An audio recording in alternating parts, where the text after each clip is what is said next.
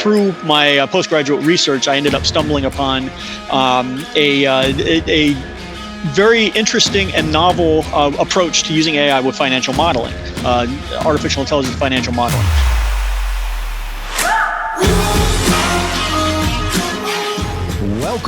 Welcome, ladies and gentlemen, boys and girls. We've got another good show to you from a little virtual shop, right? This is awesome. This will be a first for USA Booming. We're excited to do it. We're literally coast to coast today, and we had the pleasure of having the founders of FSV Analytics with us.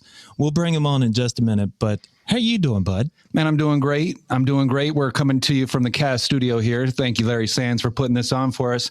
And look, I just got to tell you, I mean, we've got a little Silicon Valley flavor coming to you here today. Yes. We're talking some analytics. We're talking algorithms. Yes. But most importantly, we're going to talk a little bit about entrepreneurship. So really fired up about that one. Maybe even in that order. Right? Let's do it. That sounds good to me. Yeah. So with that, do you want to kick it off? Yeah, we have John Phillips and Sean Sinykin with us. And Sean, forgive me if I said that wrong. No, perfect. Nailed it. Awesome. Awesome. Yeah. So guys, thanks for joining us all the way from San Jose, California. We're here in Charlotte, North Carolina today. Say hi to everybody out there in virtual world. Hi, everybody. Hey, everyone. All right. So I've got to ask, right? I mean, you're in California. We're here in Charlotte, North Carolina. It's getting a little chilly, right? San Jose, what's the weather like out there right now? 66 and sunny. There you go. Yeah. We'll be there in a couple days. Yeah. Oh, nice. We had a little chill, but we're supposed to get back up there. Yeah. It's beautiful. Actually, it's a perfect day out today. Good. Hence the nerdy sweater vest I'm wearing today or whatever. Yeah, we're about 15 degrees north of John actually wearing pants. Yeah. I'm shorts. Like, it gets down like below 40, and I'll go, okay, I'll throw some jeans on or something. Otherwise, I like it cool. I don't like the heat of the summer, for example, and I like it cool. So every year he has to be dragged into winter kicking and screaming. So then I would take it more of a surfer than a skier, or? Yeah, that would be more accurate. Yeah, I tried to ski once and it was a horrible experience, and I fell down and my friends put me on like a double black diamond first time ever. And I got to the bottom and cussed everyone out, went to the bar, had a beer, and never looked back. Yeah, that's always a nice those friends. I'll try it again someday. Yeah. So listen, guys. I mean, you're doing something really incredible. I mean, by the way, guys, it's Sean Sinykin and John Phillips out of FSV Analytics. Look them up on LinkedIn. They have a pretty extensive bio there. So I don't know really how you guys really want to kick this off if you've discussed it, but just to set the table, from what I understand, FSV Analytics is more Think of a finance Silicon Valley. It's a really creative name. We haven't obviously got into much of a branding exercise yet, so it's just that's where we're at for now. Okay. No, and that's great. It's always interesting to hear where people get the names of their companies and those types of things. Really exciting to sit down with two co-founders here. So, with that, we talk analytics. We everybody kind of, if you've done some investing, you've actually looked at charts or maybe even looked at things like PE ratios and those types of things. That seems a little old school to maybe the methodology that you guys have there. So if you want, maybe one of you guys kick it off to, the genesis of this whole project and how it came about. Yeah, I'll kick it off. It actually came about years ago when I was finishing my master's degree in computation. Can you hear me? Yeah, we got you. Oh, sorry. So years. You're good? Yeah. Okay. Start again. So years ago, I was doing postgraduate research after I finished my master's degree in computational finance and risk management. And I was modeling, working on financial modeling. And through my postgraduate research, I ended up stumbling upon a very interesting and novel approach to using AI with financial modeling, artificial intelligence financial modeling. Early approaches to AI and current approaches tend to fail. And I stumbled upon something by essentially looking at a different place, looking where other people are not, to be able to explain what's happening in the market. And through that modeling, I was able to essentially extend my modeling into multiple domains, into volatility, into kurtosis, into a lot of different ways basically of looking at the market, getting a lot of information from which you can actually fine tune trading strategies and surgically deploy quantitative trade strategies to any asset in any asset class, whether it's crypto, whether it's stocks, whether it's futures, currencies, et cetera. So as I was working through this, I kept stumbling over the same issue, which was compute. The modeling I was doing, the tests I was running, it would take 24, 48 hours for me to run through one battery of tests. So I was inching along. And of course, John and I have been best friends since childhood. And so we would constantly be getting together, and I would complain to him about what I'm doing and how long it takes. John, the more he heard about what I was doing, it started becoming obvious to him that I was onto something. And he started explaining to me what cloud really can do, whether it's cloud compute or, asynchronous, everything that cloud basically allows for was exactly what I needed for what I was doing. So the more we talked, we kind of put things together, and we realized we had something. And that was the basic genesis of where we started, I'd say it's been several years since we've been doing this, and we've been through. I couldn't imagine when we first started what we'd end up having to go through, even just to get to this point. Starting a company is definitely no joke.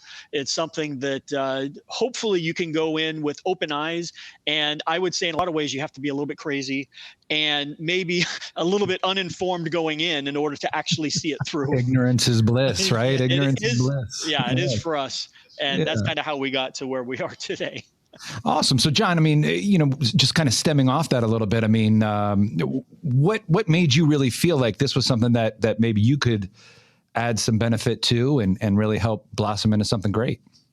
Well, I've been in technology. I think it's about 1920. No, I'm just kidding. Okay, I'm not that old. I've been in technology for over 25 years, a long time. In the early 2000s, I started working toward becoming a software architect, and along the way, I worked for large companies, some enterprise companies. And about the time Sean was doing this, I was working at a large consulting firm as a director of cloud technology, working on cloud native frameworks and things like that. And while we were talking about this, I ended up visiting a customer, a fairly large bank here on the West Coast, and I don't want to name them, but suffice to say, they told me that they wanted to build a quantitative arm, and they expected it was going to take something like $100 million and 5 years, and they have to hire all these kind of people to kind of get it done. And that is actually what Sean and I had been working on. So there was immediate validation right there. Aside from the fact we're great friends and that we had a lot of synergy in our skill sets, there was the signs all around us that, man, what we're building here is really rare. People have it. It's nothing like new per se in concept. There's massive companies like Renaissance Capital, for example, have been doing this for many years with very, very high rates of returns, but all of that stuff is behind closed doors. Just like the bank I was talking to, they were going to build their own proprietary, resources to be able to do this, so that they could, generate better returns for their customers, get bigger customers, increase their assets under management, that kind of thing. So I knew we were onto something. And there was a number of things that went into the timing of us getting together. But suffice to say, that's the general, the first thing that really made me go like, the first real validation in the real world, so to speak, from a financial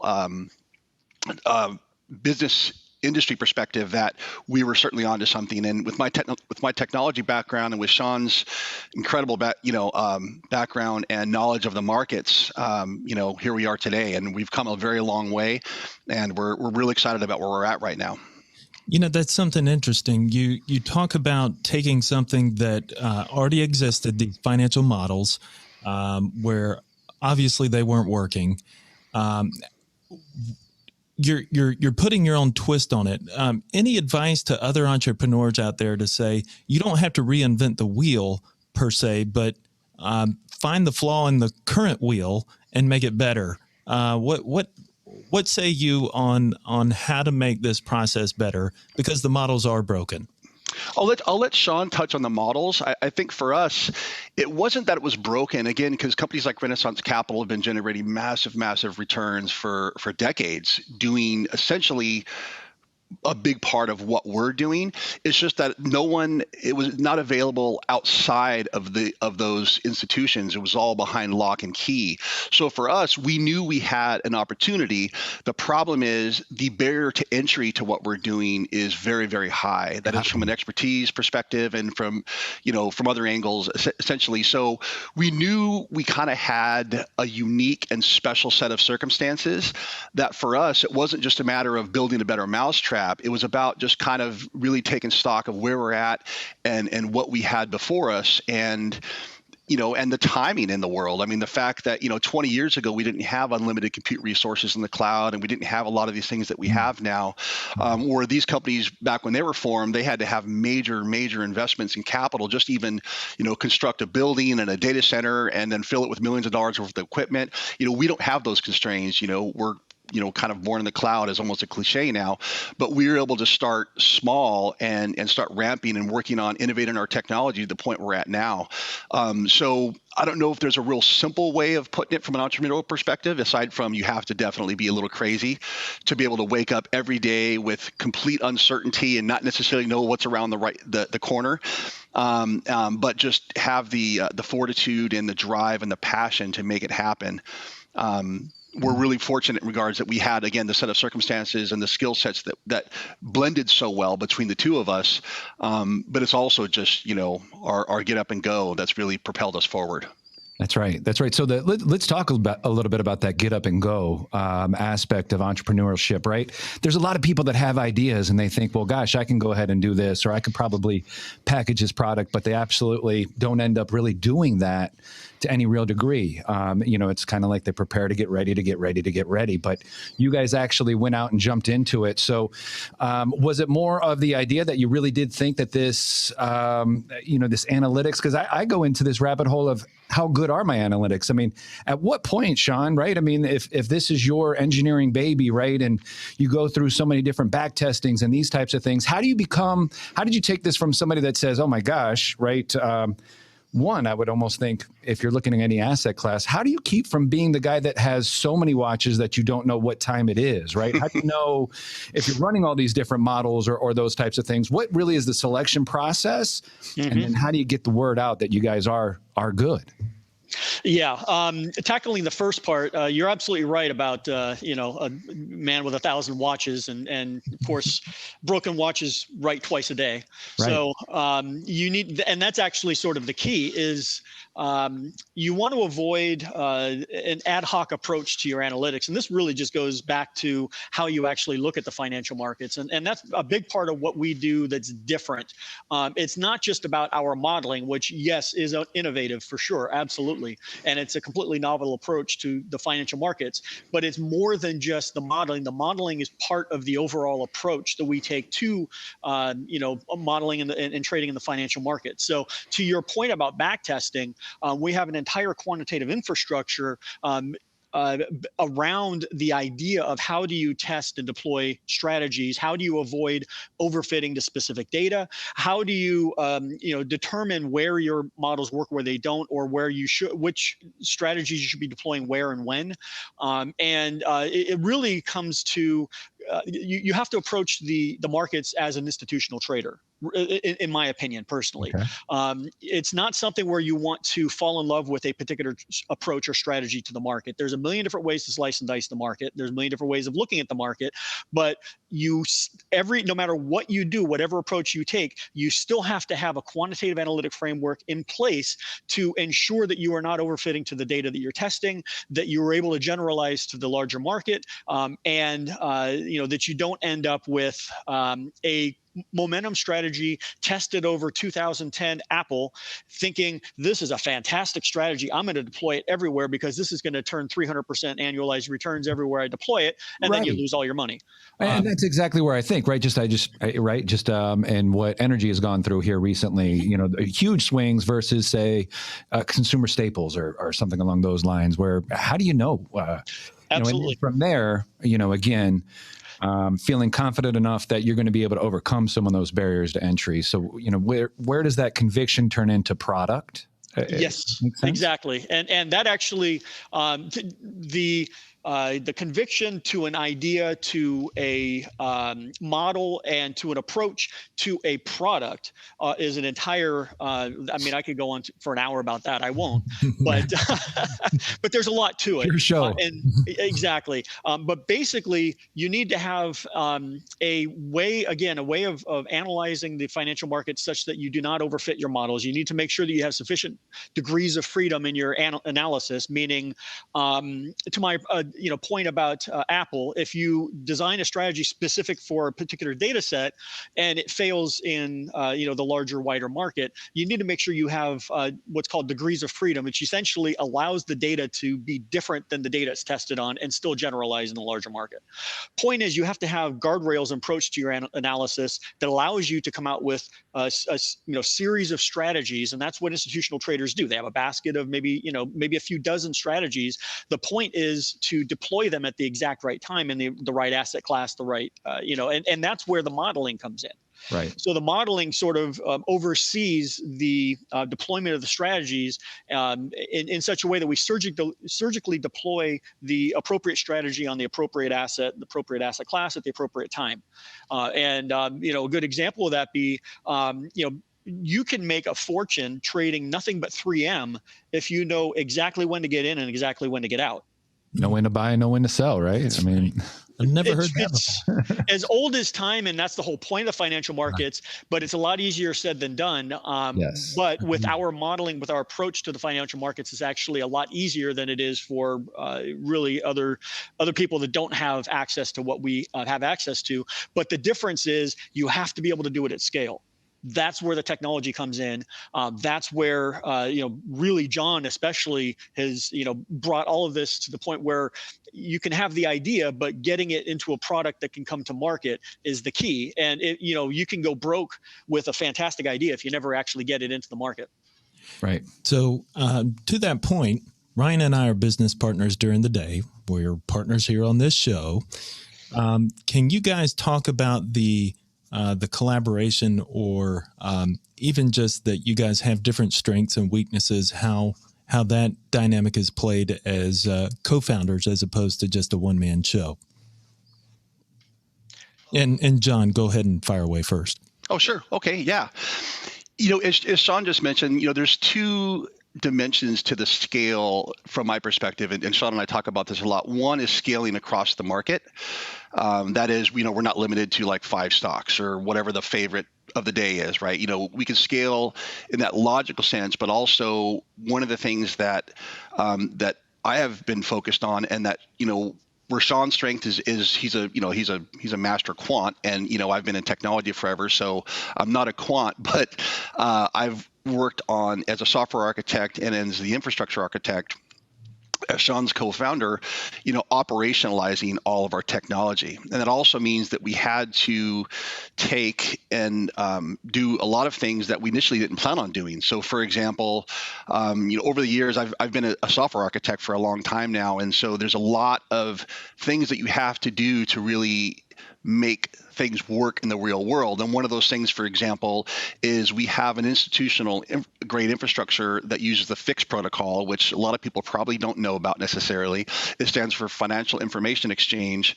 But, I had to write all the code to basically bootstrap our own FIX environment. And that's what we use to quote unquote talk to the markets. That's how our software interacts with the markets. We can connect to N number of endpoints internationally around the world. Wow. Programmatically. And that's because we've created and deployed our own fixed infrastructure.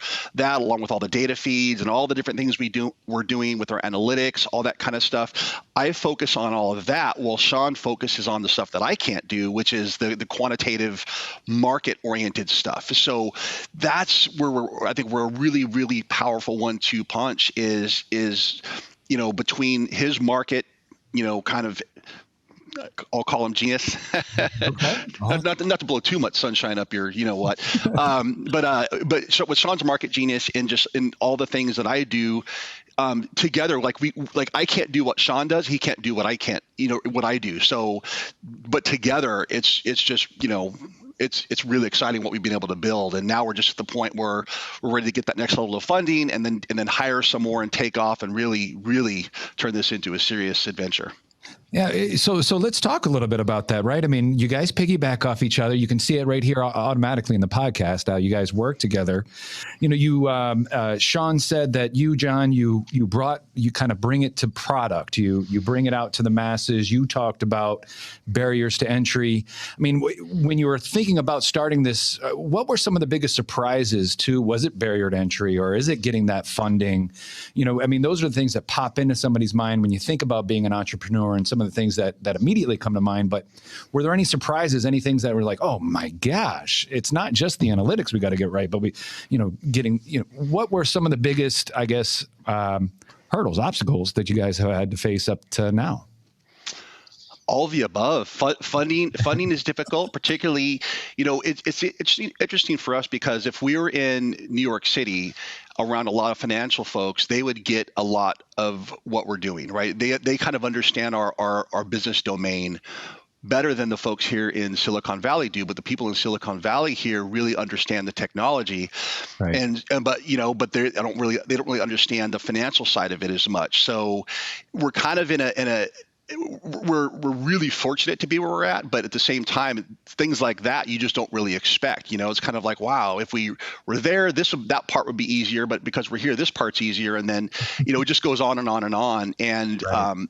And then just all the things when it comes to we were incorporated in the middle of 2018. That whole process, finding attorneys, finding really good people to surround ourselves with. Sean and I are pretty humble in the sense that we know what we're good at, and we know what we suck at, and so we want to have as much as we can the best people around us and people we enjoy working with, and so that process is deceptively hard too, just to find kind of like your group of associates and friends and business partners that you kind of gel with. All of that stuff is nothing I really thought of from the start, because fundamentally I think both Sean and we're very creative kind of people, which I think gives us a lot of our strength, just the kind of the creative mode that we think in a lot.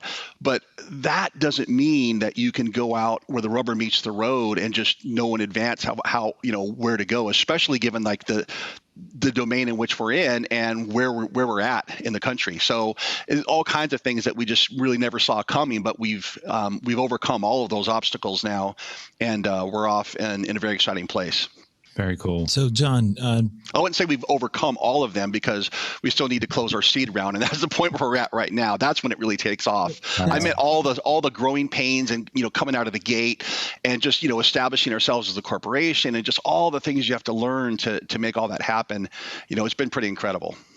Yeah, so that's exactly where I wanted to go. You talked about your physical geography of being in California. Talk to us about, let's get the elephant in the room out there, that we're in this COVID world. Talk to us about raising money in a COVID world for a new and maybe innovative product that maybe doesn't have that full wide-scale mainstream grasp quite yet. Yeah, it's fascinating. We see a lot of interesting stuff. Companies get funded, and here we are, basically, a company that what we do is generate revenue. Like, in other words, we don't need to burn a ton of money going forward to generate a lot of revenue. And on top of that, so that's one thing going for us. And so with COVID, now all of a sudden we can't even really get FaceTime with anyone because of the lockdowns and the closures, understandably, right? So now we're limited to, in the midst of all this, trying to sustain ourselves, not be able to get anything else on our pizza, just cheese. And can't get any meetings, so now we have to send maybe like we've gone back and forth on how to do messaging, and we've hired people, we've paid people to help us come up with decks that we've got to have our 5-slide short deck, and there's this and there's that. These are all things that as an entrepreneur that you sometimes think is par for the course, but having gone through this during this era of COVID, has just made everything way more difficult. Not to mention where we're at geographically and everything else. So we're fortunate to have some solid investors that have gotten us off the ground and sustained us until now. And hopefully, this COVID thing is not over yet, but we're able to have more in-person meetings than we were, let's say, a year ago. And there's a lot to come, so really the best for us is ahead. What we've had to slug through, COVID aside, aside from just COVID, from a business perspective is one thing, but doing that during COVID at the same time, trying to form a company and establish ourselves the way we have has been, I can't even really find words sometimes. Wow. I'll look back, maybe 10 years from now and go, man, did that really happen? Did that really go down that way? Because it's just been an incredibly difficult experience, but it's one that we're not phased at all. We're full steam ahead. Awesome. And how about you, Sean? I mean, anything out there that really has caught you off guard? I mean, you knew that you were jumping into a crazy space of entrepreneurship. Anything really catch you off guard, or something to look out for? Well, on the subject of barriers to entry, again, like I said, having the modeling, it's sort of like AI started really in the 60s, but nobody could do anything about it. The algorithms started being developed in the 60s, but we really didn't have the compute to be able to do anything about it. And now we're at a point where all of this starts to become a possibility, but you have to have the right people. And John is very, very humble, but he is a highly sought after software architect. I mean, he is high end. So being able to extract somebody of John's talent to be able to take this journey with is no small feat. So that's a big part of it. I mean, most people around here that can even approach John's level of expertise, they have massive high-paying jobs all over Silicon Valley. So getting him to be able to do this with me, that's no small feat. And the thing that really stuck out to me as we went through this whole process is running a company and running a hedge fund are really expensive. On a monthly overhead, and it has nothing to do with salaries. It's just whether it's data feeds, cloud costs, rent, everything else. It is expensive to run. Now we keep our burn very, very low because we're essentially a software company. We don't have to produce hardware, and burn through millions of dollars to be able to get to revenue. So we're very different in that regards. But having never gone through something quite like this before, it just reminds me that a big part of it, like I said, of getting a company up and running is being crazy enough to try. That's where it has to start. Absolutely. I mean, there is a bit of it. I mean, especially here during COVID, you must have thought, oh my gosh, what are we doing? But you're out there, you're knocking on doors, you're getting it going, and again, knocking down barriers really to really try to bring this word out. So we're going to get together here in a little bit and maybe focus a little bit off the practice a little bit. But just as I'm sitting here thinking, right, we mentioned some names of large hedge funds and those types of things. And, I would imagine maybe some of the advantage that you guys have is you're a little bit more boutique-y and that you can work with people in a much more flexible way than some of the larger hedge funds out there. But, if I'm an institutional investor, what makes you guys different? Why would I pick you guys versus a larger place with a much longer track record? No, absolutely. That's an excellent question. And my response to that is think about how the approach, let's say post-COVID, so maybe since the March lows of last year, what has been the approach of the market? I mean, we've certainly had rotations in and out of growth to value, et cetera, but really what we've had is a very top-heavy market. We've had markets, particularly if you look at the S&P, a lot of it is driven by maybe the top 5 or 10 stocks, and really you have the largest companies in the world becoming bigger and bigger and bigger, and that's where a lot of the growth has come from. Not to mention stay-at-home tech plays, et cetera. But what you see from a lot of funds is heavy concentration into certain areas. They feel like they have to be concentrated in a certain area, and we are totally the opposite of that. Our modeling allows us, the example of 3M is a good one, because our modeling allows us to not have to be maybe distributed over a small number of quote unquote innovative stocks that we have to take a long view on, we can actually be very granular with our trading, specifically in very specific issues, which allows us, to John's point earlier, to scale out widely. So instead of being stuck in 10 or 30 stocks, and when you have more inflows and you become larger, you deploy to those same 20 or 30 stocks, and it just becomes a virtuous cycle.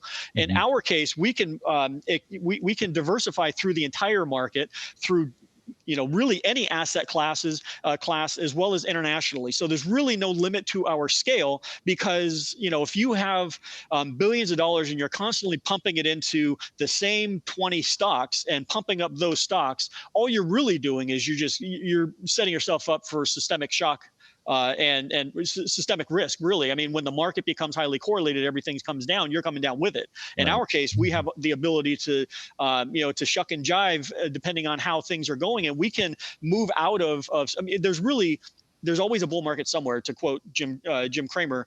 And in our case, we're very, very good at finding those assets that we should be in when everyone else is just looking at the same 20 or 30 stocks. And that scale allows us to handle large sums of money without just pumping the same stocks over and over. Shuck and Jive, wasn't that your high school garage band name? It was. If it's not, I'd steal it. That's what sounds really great cool. name. It sounds like it's it has a little mix of Kathy Wood in there, but maybe a little bit different in that, she'll keep plowing into the same names as she's gotten bigger and kind of ride them. Sounds like you guys try to be a little bit more nimble, a little bit more tactful very different within what you're doing there. So, very maybe cool. A nice compliment to old Kathy over there. Yes, I didn't want to name names, but it's we'll probably beep it out at some point. But well, very cool. Very cool. Yeah.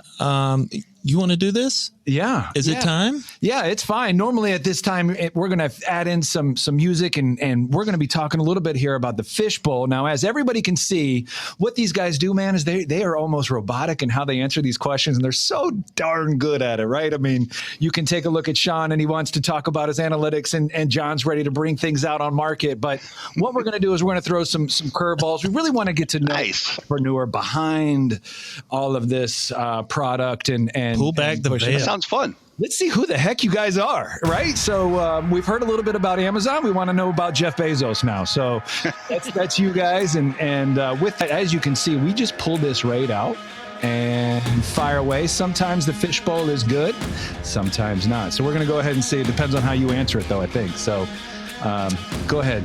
Well, okay. So with you guys in California, you probably had fewer places to actually drive your favorite car, but do you have a favorite car either currently or we'll say even maybe a classic car that you love?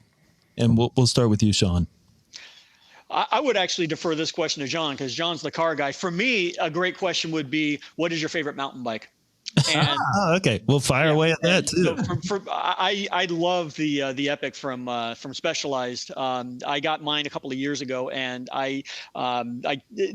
it saves your body so much when you have a proper mountain bike. And when I'm out there, it's the one thing that takes me away from the extraordinary stress of what we do on a daily basis.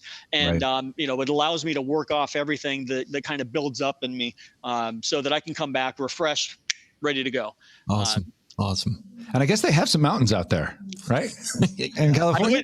I wouldn't live here if they didn't. Yeah, that's actually why we're nestled right in the west side of Silicon Valley. So in literally our backyard, mountain biking 5 minutes away, great mountain biking, go over the hill, you get to the beach, and that's John and I, we're definitely beach guys. And a few miles that way, a few hours that way, we're skiing in the snow in Tahoe. So we love where we are because of that.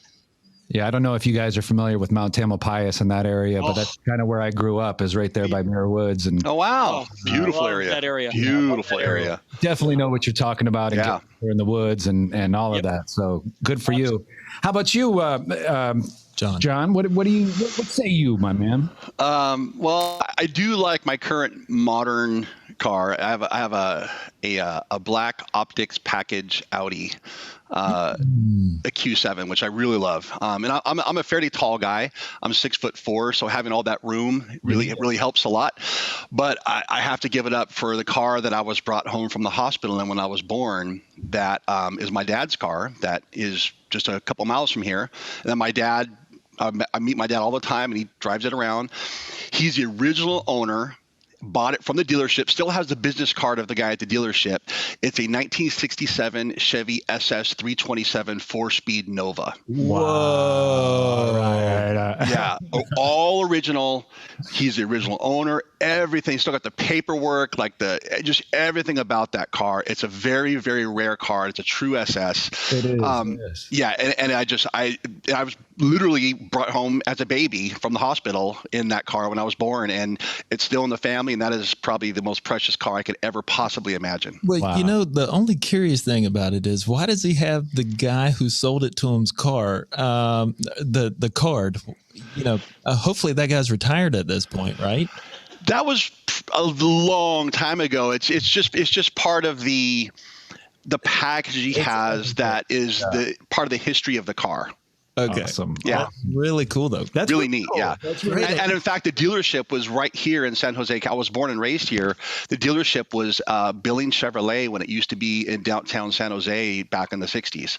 So, yeah, pretty incredible. My dad got home from the Army, and he bought that car, and it's still here. It looks brand new to this day. It's spotless.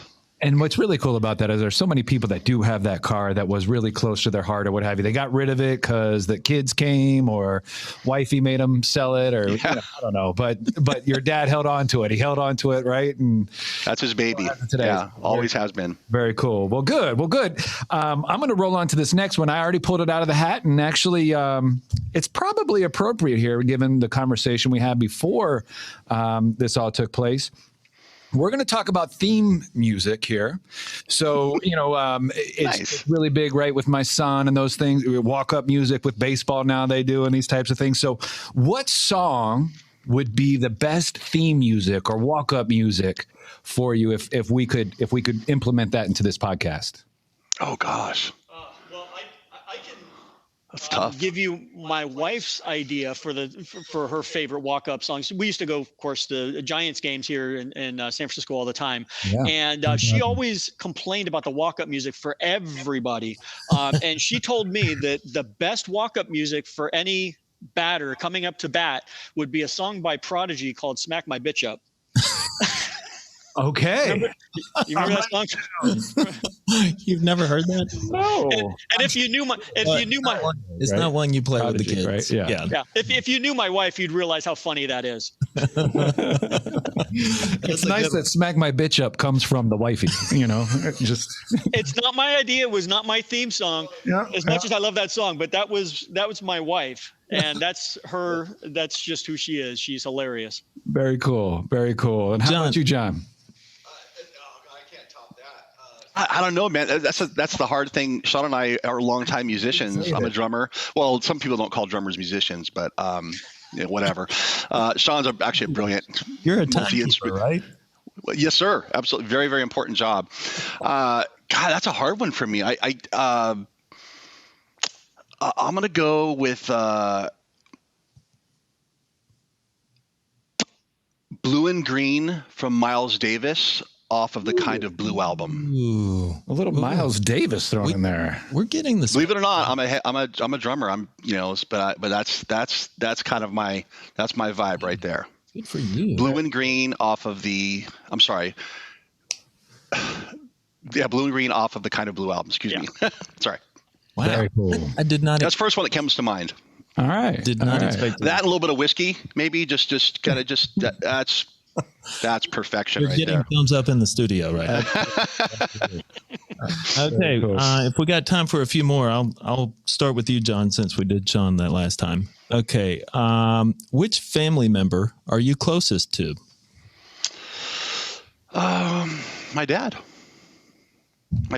It would have been for a lot of my life, I'll spare you the story, but my grandma had a really big part in raising me. So my grandma, my dad have been the people closest to me, for sure my entire life. And my grandma passed away in 2003. And I honor her to this day. But my dad, for sure. Awesome. Awesome. How about you, Sean? Obviously my wife, daughter, and John. Actually, if you were to ask my wife who her best friend is, it would be John, just like me. It's always been that way our entire adult life. It's been the three of us as best friends. So very cool. That and our daughter Zoe. That's our, yeah. Awesome. By the way, I say it's implicit that it's my wife. I do not want to get in trouble here. I assumed. That's kind of an assumption. Right. So I love you, sweet Katie. When you're seeing this, I thought you meant like just like big, long, like like growing up kind of family. But obviously, just want to make sure I don't want to get in trouble there. And I do love you, sweetie. So we have some chocolates and flowers ready for you. Yeah. You still kept it pretty safe, though. You brought up grandma and a special place. You pulled at my heartstrings, absolutely. dude. Oh, you can't. It's not like you were like my secretary down the road. You're good. You're good. Oh God, that's funny. All right, so good times. I'll give you one or two more, and then we'll let you guys get on with your day. I know it's very busy for you, and again, we appreciate it. So I'm a little bit scared about asking this one. I've never had to ask this before. So, bear with us here on this one, but what is the most profound experience you have ever had with a stranger? Ooh, I like that one. You do? I don't know how I would answer that. I can go with that. All right. I can start that. We got one jumping in. Let's go. So it would be sophomore year in college. And I used to have this little trick at the time because I was single. I had this trick where I would, at the first day of every class, I would walk in about 10 minutes early and I'd find the cutest girl in class and go sit next to her. And in my English class, I sat next to what turned out to be my wife. And the next 3 weeks, we basically just kind of flirted back and forth. But when we first had our first real conversation, it ended up being a 4-hour conversation. And at that moment, she became my best friend. I've never had that experience in all my life. It always takes a while for me to get really close to people because but something about that conversation with her, I felt like I had known her 100 years. Wow. And that was, yeah. You must really be in the doghouse. That's 2 answers involving wife being so special to you. Like, what did you do last night? You did something, I know, but no. So they have a great story for how they met. Oh yeah, all right.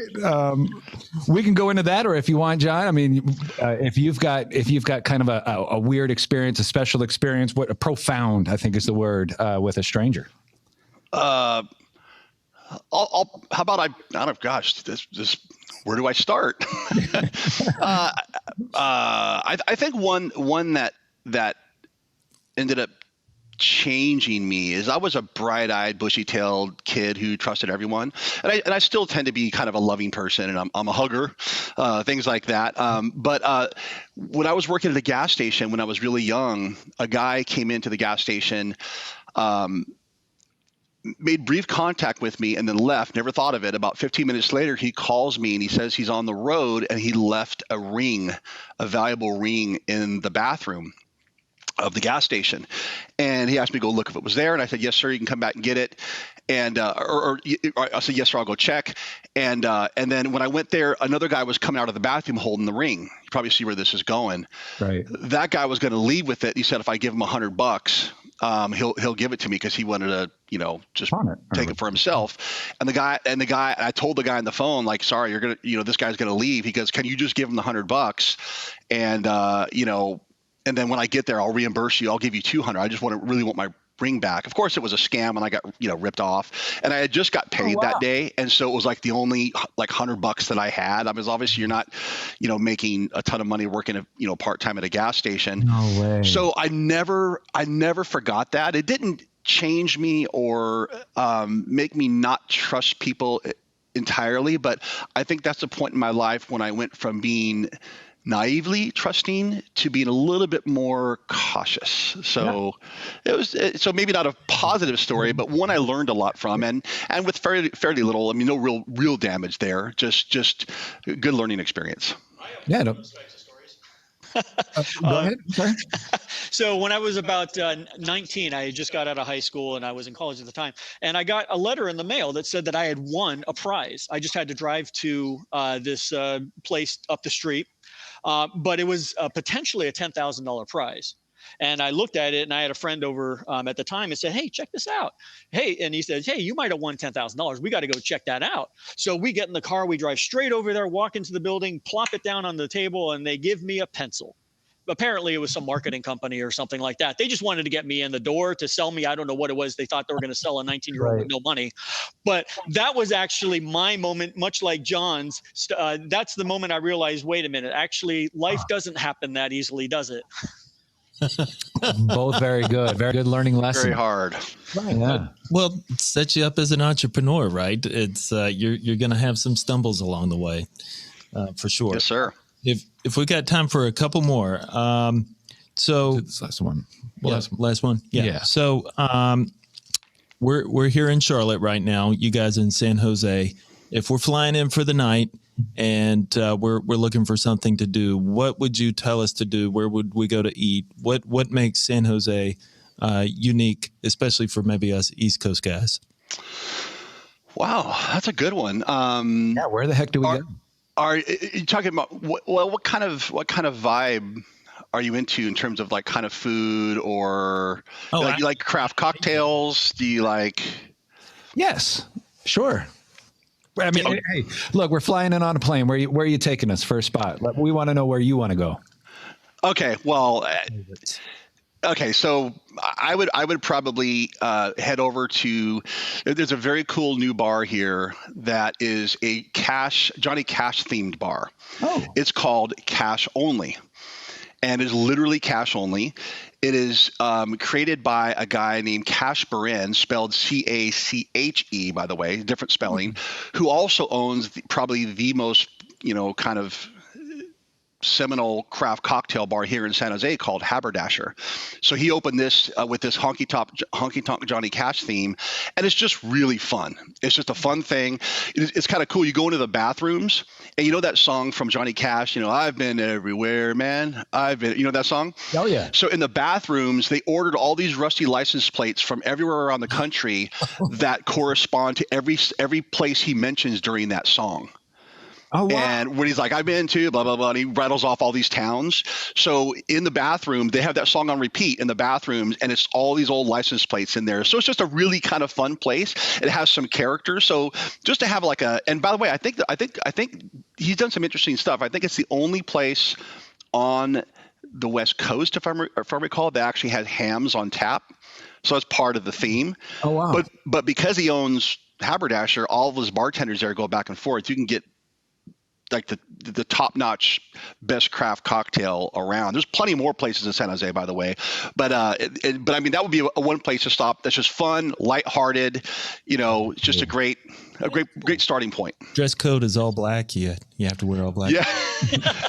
No, it's very loose, very cool. It's just a cool place.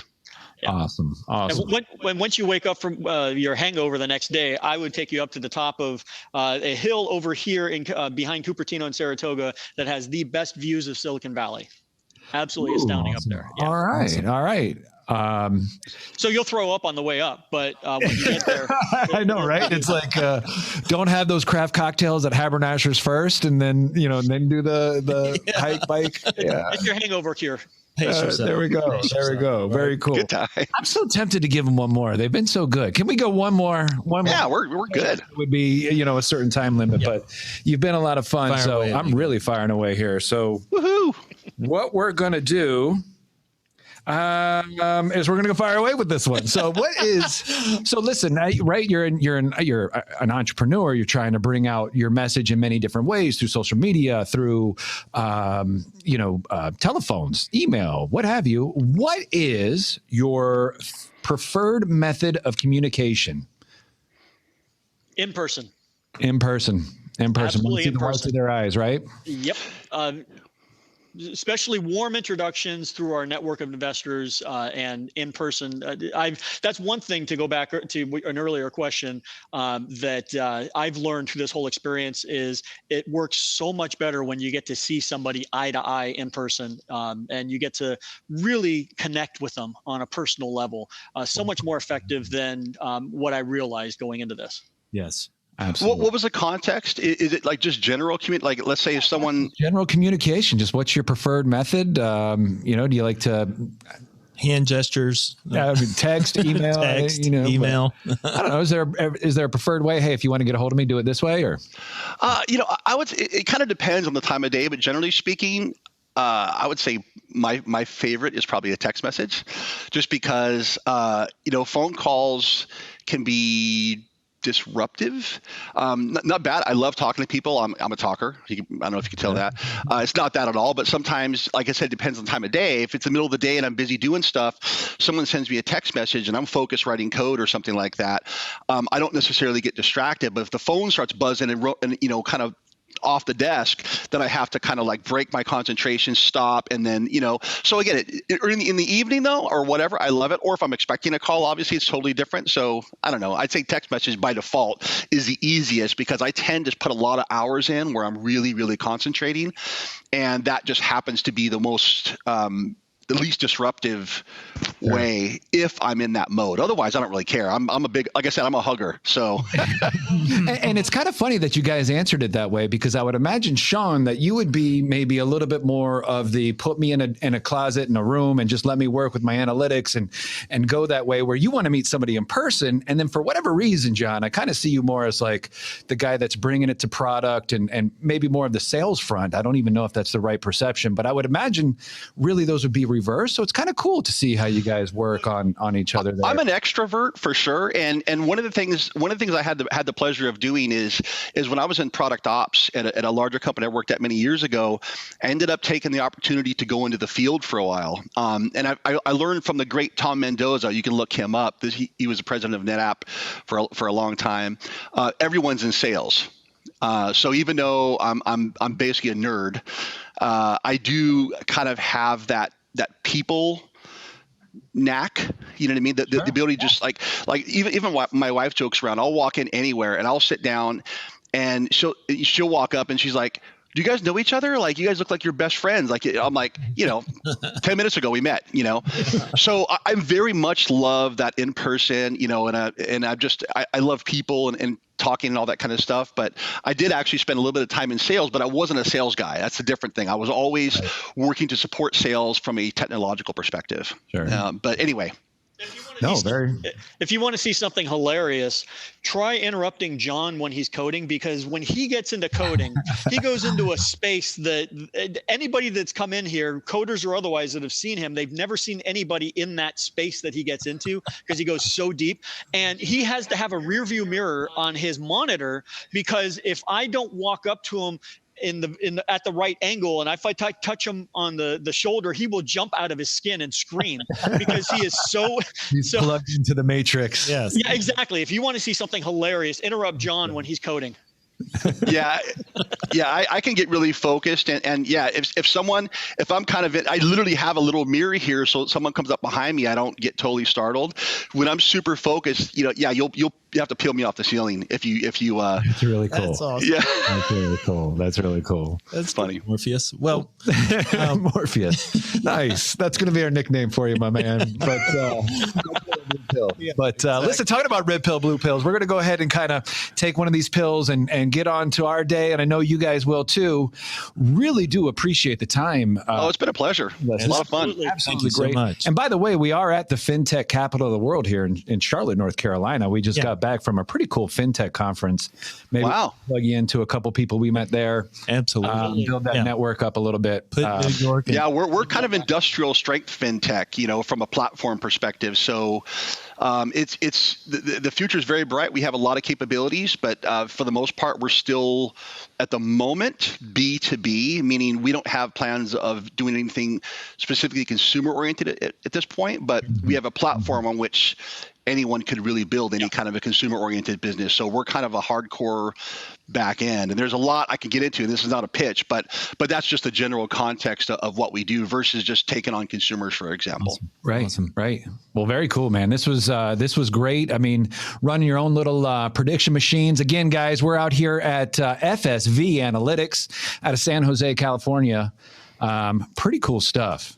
Thank you so much, John. Thank you, guys. Thank you guys so much, fellas. And we'll try to catch you another time. Have a great day and a great holiday season. All right. Happy holidays.